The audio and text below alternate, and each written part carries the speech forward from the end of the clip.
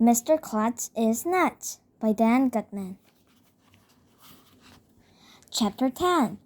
Mr. Klutz is getting weirder.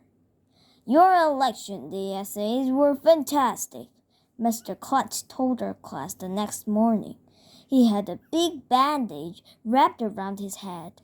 I'm guessing he must have either crashed his skateboard again or found another flagpole to fall off. Thank you, we all said. But I was a little surprised by the number of spelling errors I found in them, he continued. We need to improve the spelling at our school. So here is what I have decided to do. If you students can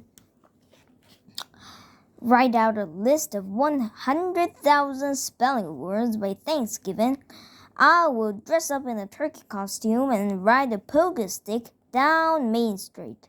Yay! Everybody hollered. How about 1,000 spelling words? Shouted Ryan. 100,000 spelling words, Mr. Klutz repeated. That's my final offer. Take it or leave it. And every word must be spelled correctly. Have a nice day. During lunch, I was sure that Andrea was going to start her list of spelling words just to show how smart she was.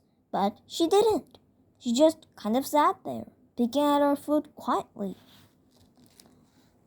I've been thinking, she finally said. I'm beginning to wonder if something might be wrong with Mr. Klutz. Like what? Emily asked. Maybe he has some kind of a personal problem. What do you mean? Michael asked. Mr. Klutz is a cool guy. Would you rather have a boring principal? My mother is a psychologist, Andrea said, and she says that people sometimes do weird things for reasons that are buried deep within their mind. What does that mean? I asked. It means she thinks Mr. Klutz is nuts, said Michael. I didn't say that, Andrea went on. All I'm saying is that maybe he didn't want to climb up the flagpole. Maybe he doesn't want to put on a turkey costume.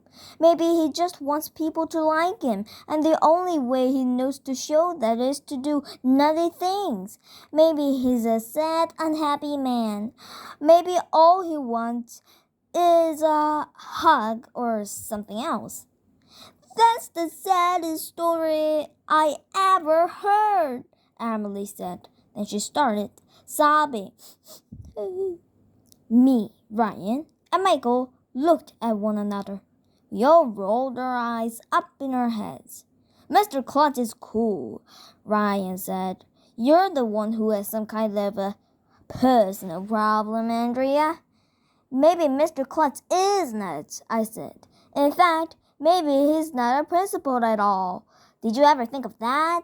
Maybe Mr. Klutz escaped from a home for the criminally insane, and he's just pretending to be a principal. Maybe our real principal is tied up to a chair in the dungeon down in the basement.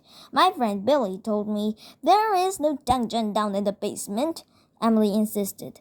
That's just one of those urban legends. Sure, that's just what he wants us to believe, I told Emily.